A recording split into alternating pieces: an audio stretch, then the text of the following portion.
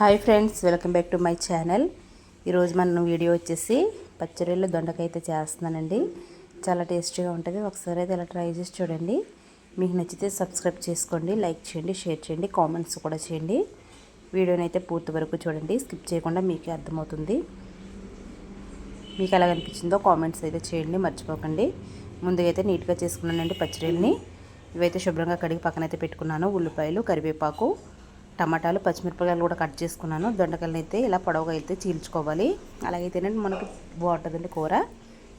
Stove వెలిగించి ఒక గిన్నె అయితే పెట్టుకున్నాను. ఆయిల్ వేస్తున్నానండి కూరకు సరిపడగా.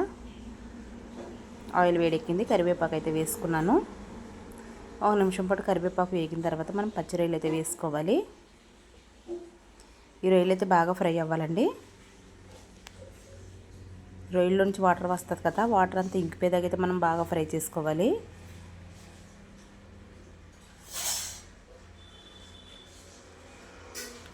ఇలాగ ఒకవేళ చేయకపోతే చేసి చూడండి, టేస్ట్ అయితే చాలా బాగుంటుంది. చూడండి వాటర్ అయితే ఎంత వచ్చిందో. ఈ వాటర్ అంతా ఇంకిపోవాలి.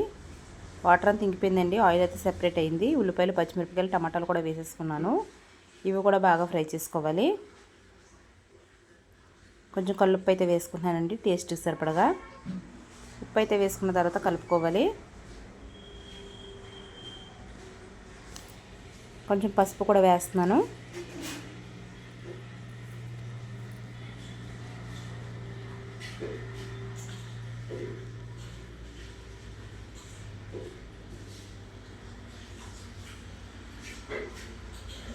మూత అయితే పెట్టుకుని బాగా ఫ్రై అవనివ్వాలండి.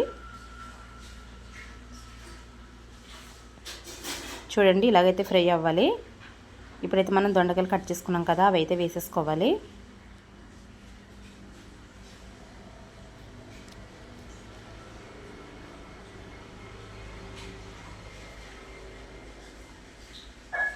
వేసుకున్న తర్వాత కలుపుకుంటున్నాను.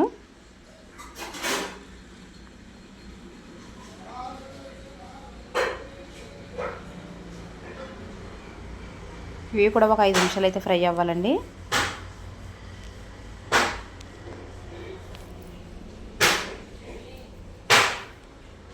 మూత అయితే పెడుతున్నానండి. మూత వేస్తున్నాను చూడండి. 5 నిమిషాలు అయితే ఫ్రై అయినాయి. చూడండి ఇలాగైతే ఫ్రై అవ్వాలి. కారం వేస్తున్నాను. ఒక 2 స్పూన్లు అయితే కారం వేస్తున్నాను. నేనైతే ఉజ్జాయింపుని వేసానండి. 2 స్పూన్లు అయితే పడుతుంది.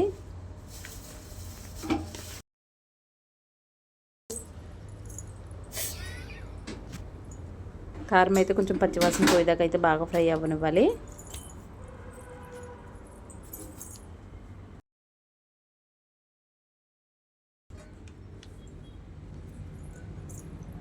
కారం వేగింది కదండి. ఇప్పుడైతే వాటర్ వేస్తున్నాను. కూరకు సరిపడగా వాటర్ అయితే వేసుకోవాలి.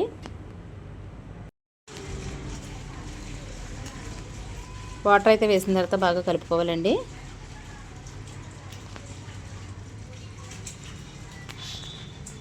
మూత అయితే పెట్టి ఉడకనివ్వాలి.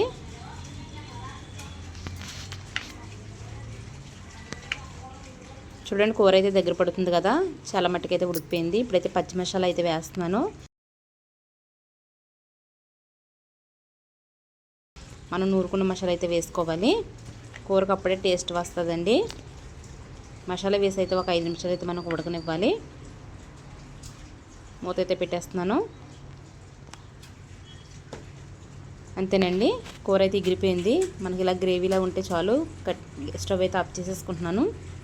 వేడివేడిగా పచ్చిరొయ్యలు దొండకాయ కూర అయితే రెడీ అండి. చాలా టేస్టీగా ఉంటుంది. ఒకసారి అయితే ఇలా ట్రై చేసి చూడండి. మీరు కూడా ట్రై చేయండి.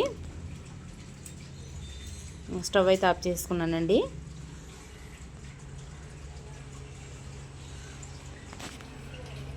మళ్ళీ మంచి రెసిపీతో కలుస్తాను. Bye friends.